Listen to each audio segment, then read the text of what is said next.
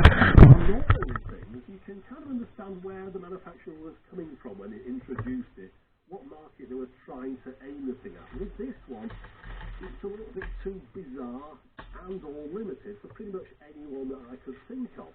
However, the fact that this is an unusual one-off is what makes it worth talking about 40 years later. So, let's have a look. Okay, let me show you what's inside. So in the top we're going to have stereo speakers, and that is it. There's nothing else going on in here. This is just an empty section that's not being used for anything. So we'll have a look down in the bottom. Okay, so dividing this into two halves, starting on the left here, this is the normal section. So we've got a stereo radio cassette there. Bit of a plasticky type of mechanism, however, pretty decent as well. Also music search on here, record, pause, FM, AM radio, full frequency range, sensitivity up to 108 on FM. This is the on-off switch, which also is the mode control to choose between the radio and the cassette out of this section over here. We've got a mic mixing, tuning dial, FM, AM switch, volume, balance, and tone. So that's just all normal really, but going over to this is where things get a bit odd, because this is, what is it? It's kind of like a musical instrument. It just does chords though. You see we've got the numbers here, 1 through to 12. So this isn't the normal keyboard that you could play if you were able to play a keyboard. This is something where you press the button to hear a particular tone. You can shift into different octaves with these buttons here, and also you can choose between 3 and 4 times here for the number of preset beats, and you can adjust the speed of those there as well. It does a little bit more than that, but not all that much. But for me to demonstrate it, I have to plug the top half into the bottom first of all, because this section up here, I should just show you, this doesn't attach to the bottom at all. There's nothing on between those. It's just a set of speakers that sits on the top of it. So if I just pop them back on again, to get the sound to go from the bottom half up to the top, I have to pull the wires out of the top and then plug them into the bottom. They plug into these sockets at the back here, so that's the left and the right. Then we've got microphone inputs, mic mixing, that's to plug a guitar into as well, and then around the front here we've got a headphone output. Oh, and there's also a socket up here to plug a remote control foot pedal. And once you've got the cable out to this storage section, you can close the door on it while still having it coming out to the bottom, but it does stick out of the side of the machine on that when you want to use it. Also, you notice at the top here we've got these things, so operate a little split at the top, which is what latches the thing closed. There's one of these at either side. And if we just go to the other end, we've got the AC power input, of course 100 volts, being the Japanese model, DC 9 volts, and above those we've got a telescopic aerial. And that comes out of the side and then hinges up like that. And it can also be powered from 6 D cells. Now I purchased this as is untested from the Japanese auction shop. So they've been sitting around for many years and not been used. So I was surprised to find that the cassette deck will actually play as tape. I thought the belts might have been perished, but that's working okay. There are issues though, as far as the fast forward and rewind goes, very sluggish. So no doubt it does need some new belts in here. How easy those are to replace, I don't know. It might not be something I do today. But there are some other things that I do need to do before I can properly demonstrate it to you.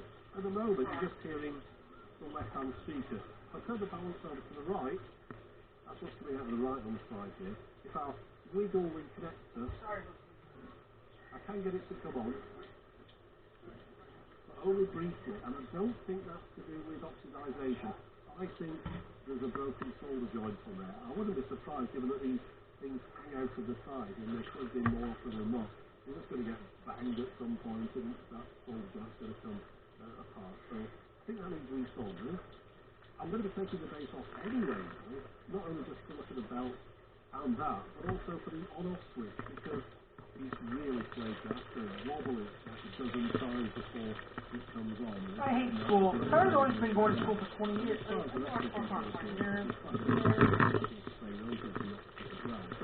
the next job with this thing is to open it up. Alright, so there's 7 screws in the top here. There's also one hidden in the battery compartment as well. So I just take all those out, and hopefully this bottom section then will just lift off and give us a good view inside.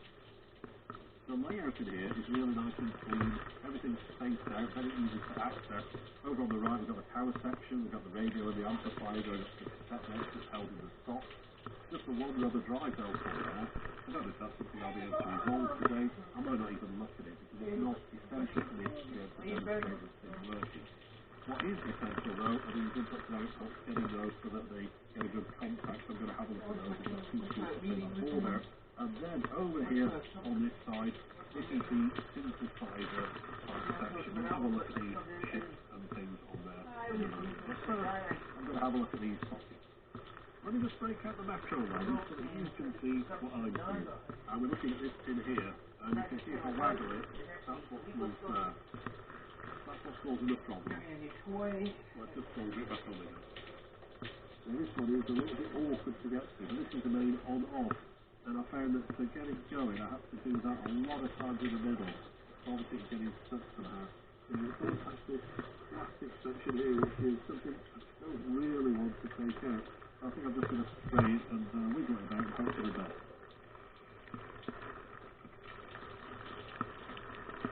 Well, that seems to have done the trick. I just put some batteries in and you see that red light on straight away when I move it into that sensor position. I wasn't doing that before, that was the issue, so I've got a perfect contact there now. I've had second thoughts about this cell, it is a little bit dry. A bit lightly. You can stop the whole thing moving, but the motor is still spinning, so I think I'll replace that. Now, I've had a look through my belt, and more often than not, I don't have one that's the right size. However, this time, I think I do. So, let's put it on. Now, I haven't measured it, I've just eyeballed it, but it looks about right to me, so we'll find out. Let's take this cover off. There we go. Right, so that's our old belt. Let's just compare the two for size. Yeah, the old one's actually a little bit bigger than the one I've got. Has it stretched, or should it be that size? We'll find out. Don't want to put too much strain on this thing, so if this is too small for it, I'll find a different one instead. Seems like right up to me. I don't want it any looser than this. Now, of course, it's a square belt. We need to get it to spin a bit so that it untangles itself. There we go. Seems like a good fit to me, that. It might even improve the fast forward and rewind. Maybe there's just a bit too much torque on this. Okay, let's take a look at this section here. This is the back of the cord generator / drum machine. Things that Sony don't really know for manufacturing, it's not much to think of anyway, but there's a couple of things labelled on here. Expander, tempo clock, sustained adjustment, select the noise generator, cord block. I think we need to flip this over to have a better look at it. It also says rhythm block there on this one before. This should be able to come out hopefully. I think I need to unplug these things here. There's one little ground cable here that's spoiling our sun, so I just need to desolder that. Now I flipped this over because I wanted to get to these pots to spray a bit of contact cleaner in there, but while we've got it in this orientation, you can see the various chips that Sony used for this synthesizer, in inverted commas, section. Well, it's kind of interesting, it's just the one that can only play chords. There's also a drum machine in here, so you might be interested in looking at some of the numbers on the chips. I'll show you some pictures I've taken that make them a little bit clearer. But Sony weren't really renowned for making synthesizers. There were a couple of little drum machines that they dabbled with, and I think they did a synth or two, but not really their main market. So it's an unusual device, this one. Okay, I'm just going to put this back on the top. I'm not going to screw it in place yet because I want to make sure that everything's working first. Hey, kid. Yeah, perfect. No problems there at all. Let's just see if we can do fast forward and rewind now, though. I doubt it, but we'll have a look. Oh, yeah, that's fine. No problem there at all. Let's try rewind. Yeah, that's good and strong as well. So, yeah, it's absolutely no problem with this part now. So we've sorted out the cassette radio section. Let's move on and have a look at the strange right-hand side of this device. Okay, now we're moving on to this section here, the part that makes this device interesting. However, I noticed a problem, and I've just spent 10 minutes taking this thing apart, playing around with it, and I've realised what the issue is. It's the location. It doesn't work properly. If I play it here, just have a listen to the drum machine. I don't know if you can hear that. That kind of metallic twang to it. Now, I'm sure I wasn't doing that before, so I was playing around with it, trying to figure out if I damaged something when I took it apart. And it isn't that, it's down to where it's being played, it's its location. Just have a listen while I move it around.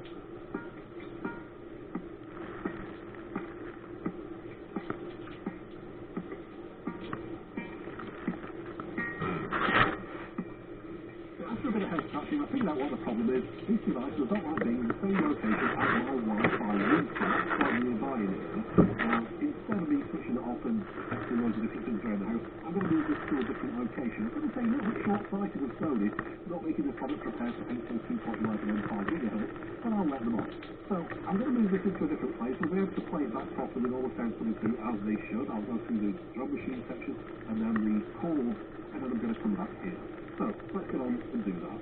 Okay, now you're going to have to overlook the lack of musical terminology I'm going to use here because I haven't got a clue, but let's just go through the basics. On the left-hand side, we've got 3 sides and 4 sides. Along the top, those are the rhythms. So let's pick one of those in 3 parts. And right from there, we can adjust the beats a bit using top-down control.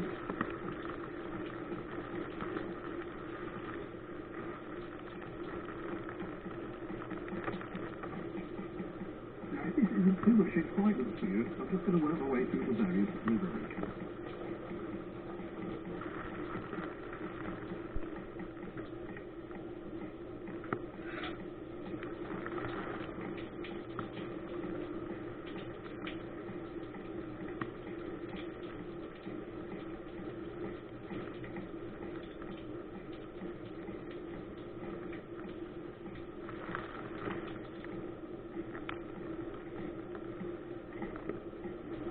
Okay, I think I've drummed home the rhythm section there, so now let's move down. The 4 buttons below there access the various chord modes.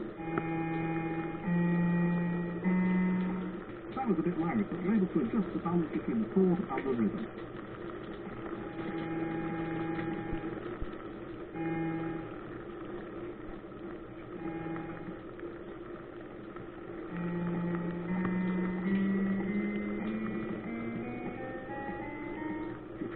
Chord options to work our way through, so let's have a go.